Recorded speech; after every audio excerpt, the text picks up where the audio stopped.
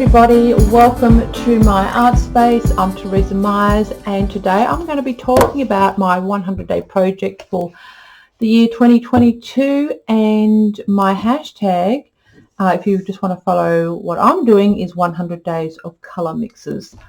Now, this project started out a couple of months ago. I was watching Donna Downey do her colour swatching out and I was like, oh, that makes sense.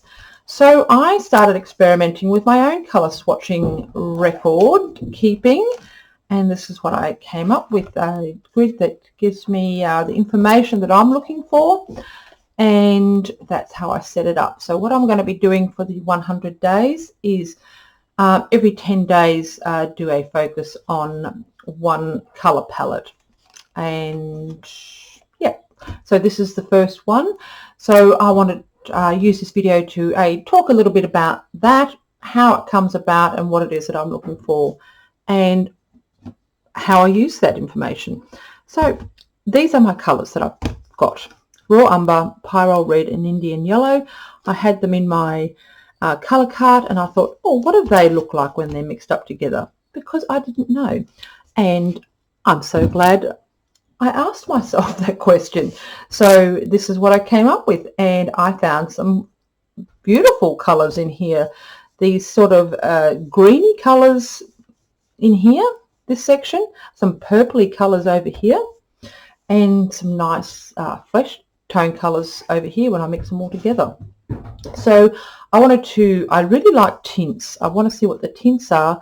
So this is where I came up with my idea of swatching it out further so I could get some more information that was relevant for me. So this one is this colour here, and then I have swatched it out to see what the tints are. And then I'll do another colour, Raw Umber and Pyrrole Red. This one comes from the middle, and that's what it looks like when it's tinted out. So I picked 8 spots on my colour mixing palette. This one comes from down here, and it is this one, I think. I'm not actually, no, I think it's one that I made up because I'm thinking I just wanted to, yes it is, because that doesn't look anything like those colours. I wanted to see what it looked like when there was more raw umber proportion to others. So I mix up a brand new colour there. So that's what I was looking for, was this information. And then so I could have a little bit more control, a little bit more direction on what I was doing. I kind of still like to be free-flowing with my art, but with colours they're a bit of a mystery to me, how they're made, how to refine them more to the point. And so that's what helps me. So this is a piece of artwork. Let me whack that out there like that. So that's the grid, and then this is all the leftover paints that I use. Very much following on the way Donna Downey does hers. Put a sample painting on the other side to give an idea of what they look like when they're together. And I really, there's something about that I like. Maybe not so much the composition, but I just the colours that are appealing to me.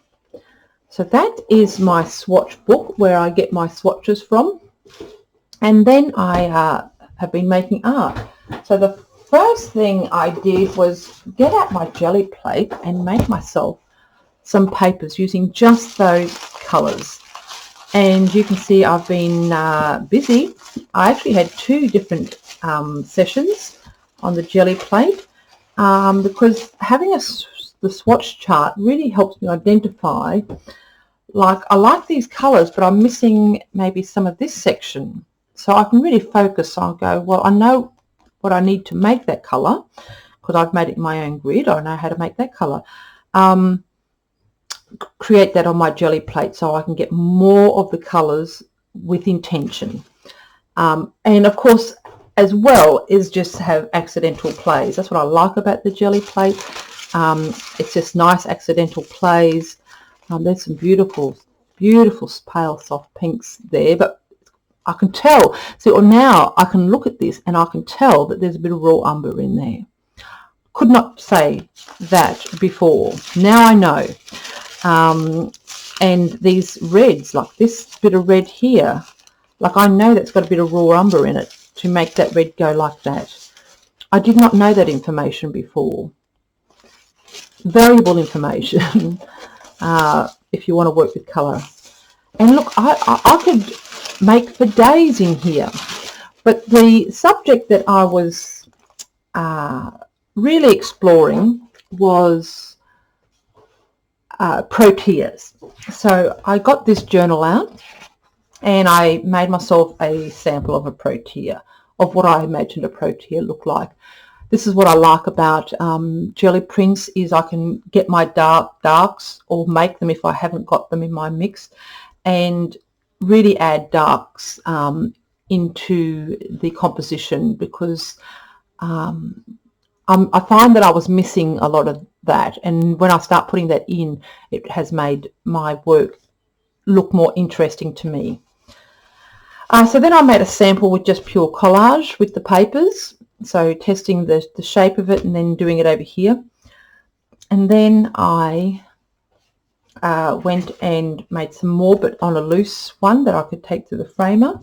And then I went back and made a painted version as well, just experimenting with shape and, more importantly, colour.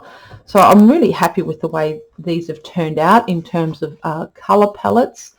And they're not, I mean, they're all the same, but they're a bit different. This one is definitely much brighter than this one. But it's probably because of the background. You know, backgrounds can make a difference. I love the brush strokes in the making of these leaves. I was definitely in my zone there. Kind of missed the mark with the actual flower part, but you know, it's not really awful, and it still works because it's made with the same colour palette. So there we go. That's what that looks like. And these cards were particularly useful for when I wanted to find a background colour that I was focusing on. So there's a pink, and I know how to make that. And in this one there is more that colour tinted down a bit more, that one, and that's, so I know how to make the recipe, because I could honestly, I could not see that colour and know what I would need to make that. I can't see that. That's not the stuff that I naturally know. Some people can, I can't. So these cards are useful for me like that. And this one here is my lovely green. I love these greens that popped up. And like all these leaf colours here are all made with all these colours. All these three colours. I mean, there's not lots of colours. There's only three. So that is what my 100-day project looks like behind the scenes with the artwork I'm creating from it. And this is, of course, what I'm showing on, oh, there's another page in here. This is another, just an extremely simple way of mixing and playing with colour on my page. Exactly the same three colours as that. And, you know, that's just a fun little way to paint. I don't know what I'm going to do with that yet. Time will tell. I may not do anything with it. But these are great ways for me to understand colour better and just enjoy discovering where some of these extra colours are hidden behind the pure colour mix.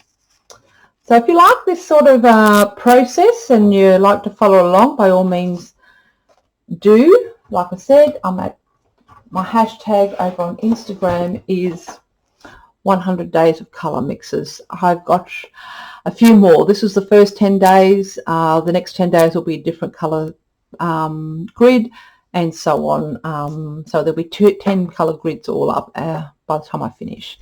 So thank you for joining, and yeah, let me know what you think if this is of interest to you. And do